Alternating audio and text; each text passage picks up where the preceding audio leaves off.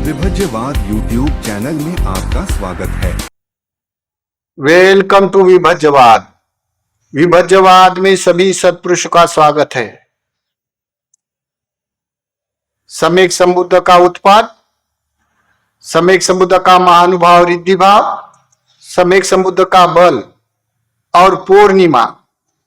बुद्ध शासन में पूर्णिमा का क्या महत्व होता है ये समझाने का प्रयास करते हैं। और काल को देखते हुए काल का अनुमान ये वीडियो विभज्यवाद ने प्रकाशित किया है। ये देखना अनिवार्य है। ये देखने से काल का अनुमान लगा सकते हैं या काल का अपने जीवन में, मनुष्य जीवन में कितना महत्व होता है ये समझ सकते हैं।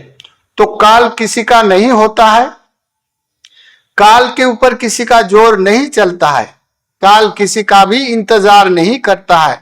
इसी कारण पूर्णिमा अमावस्या को देखते हुए सांख्य शास्त्र से, नेचर से काल की गिनती किया जाता है। जैसे चैत्र, वैशाख, ज्येष्ठ, आषाढ़, श्रावण, भाद्रपद, आश्विन, कार्तिक, मार्गशीर्ष, पौष, माघ, फाग, फाल्गुन, ये 12 महीने सांख्य शास्त्र से आज ही लोग बड़े पैमाने पे बुद्ध शासन में उपोषित करने वाले होते हैं।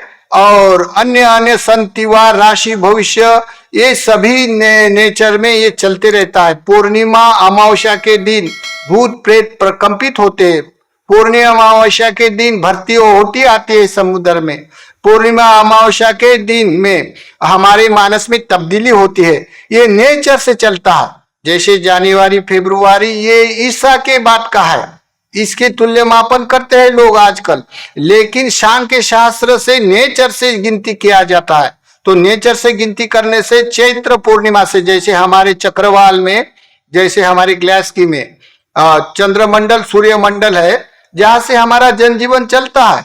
तो चंद्र जहां से निर्माण हुआ ये ग्लास्की में, चक्रवाल में, तब की चैत्र पूर्णिमा की गिनती किया जाता है। तो ये चैत्र पूर्णिमा को लेके फाल्गुन पूर्णिमा तक 12 महीने का हमारे जीवन में इतना महत्व होता है। इसी कारण चैत्र पूर्णिमा के दिन जैसे 31 डे मनाते हैं लोग, वैसे सांख्य शास्त्र से अन्य बुद्धिस्ट राष्ट्र में चैत्र पूर्णिमा के महीने में वो सांख्यन करके, संख्यात न करने का जो नया साल का त्योहार होता है, तो बुद्धिस्ट लोग बड़े धूमधाम से मनाते हैं। और सांख्य शास्त्र से पूर्णिमा अमावस्या के दिन विशेष करके बुद्धिस्ट लोग धम्म श्रवण डे करके मनाते हैं। विशेष दान धर्म कर्म में, पूजा वंदना भावना में रुचि लेते हुए और विशेष रूप से भिक्षु संघ से अनुग्रहित होते, बुद्ध शासन में, भिक्षु शासन में रहते हुए, शील का अनुपालन करते हुए अष्ट उपोषध धारण करते हुए उपासक उपासिका। भिक्षु के लिए तो हमेशा के लिए संवरशील होता है, लेकिन पूर्णिमा अमावस्या अष्टमी के दिन विशेष करके आज भी उपोषध धारण करने वाले, बुद्ध पथ पर चलने वाले, अष्टांगिक मार्ग पर चलने वाले लोग होते हैं। तो इसी कारण पूर्णिमा अमावस्या का महत्व समझाते हुए 12 पूर्णिमा को प्रकाशित करेंगे। और 12 पूर्णिमा में बुद्ध शासन में कौन से घटना निर्माण हुए हैं, इसका पुण्य भाग क्या क्या हमारे जीवन में, ये समझाते हुए ये वीडियो प्रकाशित करते हैं। तो देखिए ये भाद्रपद महीना है। भाद्रपद महीना सुविख्यात है, जिसे अष्टांगिक मार्ग वाले भिक्षु भिक्षुनिया, उपासक उपासिका के लिए बड़ा योगदान वाली ये पूर्णिमा मनाई जाती है, भाद्रपद पूर्णिमा, जिसे मधु पूर्णिमा कहलाते हैं। मधु पूर्णिमा ये घटित घटना के आधार पर अभी भी आर्यजन, उपासक उपासिका बढ़ा चढ़ाकर दान देकर मधु दान करते हैं अधिक से अधिक। वो भला क्यों? तो जैसे ये घटना ऐसी हुई थी, जैसे एक बार भिक्षु संघ में वाद विवाद था। जैसे हमेशा भिक्षु संघ में विनयवादी और धम्मवादी के दोनों में वाद विवाद होते रहता है। जब वाद विवाद होने के बाद कोई भिक्षु का वो वाद विवाद अतिरेक होने से तथागत समझाने के लिए गए। जाने के बाद वो भिक्षु ने बोला, तथागत रहने दो, हम अपना देखेंगे। ऐसा बोलने से धम्म का अपमान हो गया।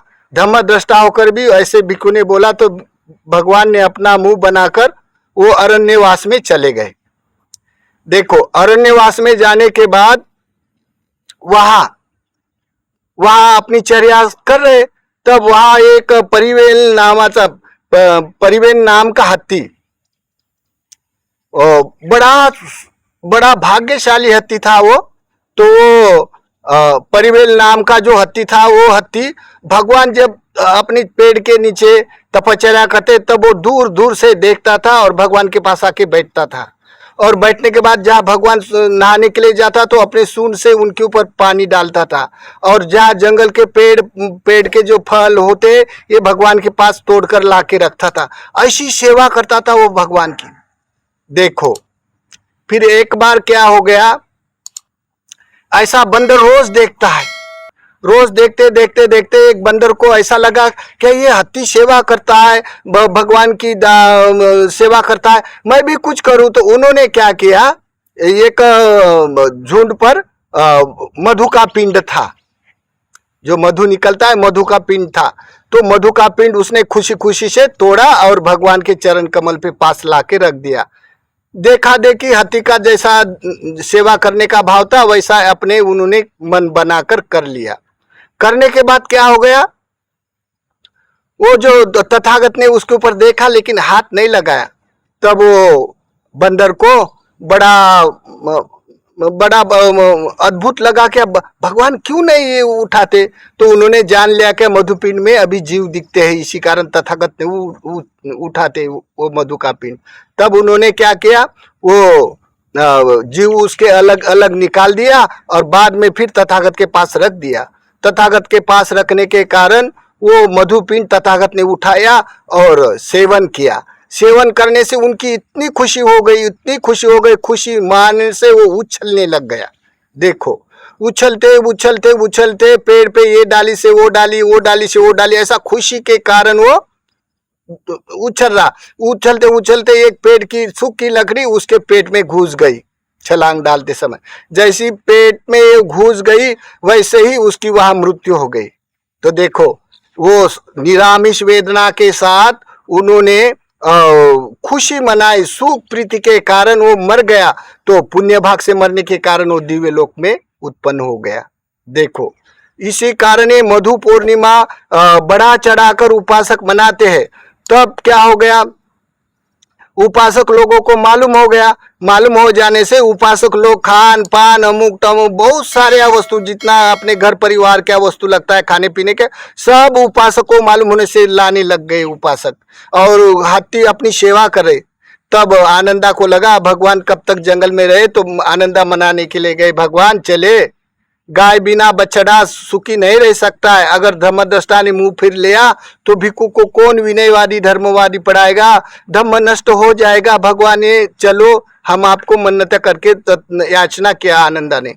तब वो आनंदा के साथ भगवान अपने पात्र की ओर उठाकर ले चलने लग गए।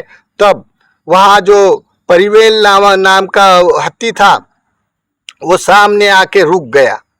रुक जाने के बाद आनंदा को बोलते, भगवान आनंद, ये हाथी आज न जानने देने के लिए बोल रहा, आज के दिन यहाँ मुक्काम करेंगे। तब वहीं रहे तथागत, और दूसरे दिन उन्होंने बहुत फल फूल जंगल के लाके हाथी ने भगवान का स्वागत किया। और स्वागत करने के बाद तथागत जैसे निकले, अब रिटर्न आने के लिए निकले, तब हाथी इतना भारी भरकन होकर गिर पड़ा और उसका हृदय फटकर वो अपने गुरु के वियोग के कारण मरने के बाद वो दिव्य लोक में प्राप्त हो गया, तावतिक भवन में। देखो, प्राणी होकर भी कोई ना कोई संज्ञा रहती है। हाथी का इतिहास बुद्ध धर्म में अधिकतर आता है, और अधिकतर हाथी बड़ा अपना योगदान देते हुए पाए हैं। इसी कारण हाथी का जीवन, हाथी का चारित्र समझकर ये थाईलैंड वाले और अपने वाले जितने भी बुद्धिस्ट राष्ट्र में हाथी का चिन्ह प्रतीका लगाते हैं। तो हाथी का ये योगदान देखकर ये मधु पूर्णिमा है। तो ये भाद्रपद पूर्णिमा है। ये मधु पूर्णिमा कह के सभी जगत में ये पूर्णिमा के दिन बहुत बड़ा चढ़ाकर मधु दान करते हैं भिक्षु संघ को, और ये अपना इतिहास चिरस्थायी बढ़ाने के लिए इतिहास और पढ़ते हैं। और ये पढ़ने से उपासक उपासिका भिक्षु भिक्षुनियाँ तथागत के प्रति, धम्म के प्रति, संघ के प्रति भावना करते हैं। तो ये है भाद्रपद पूर्णिमा, जिसे मधु पूर्णिमा कहलाते हैं।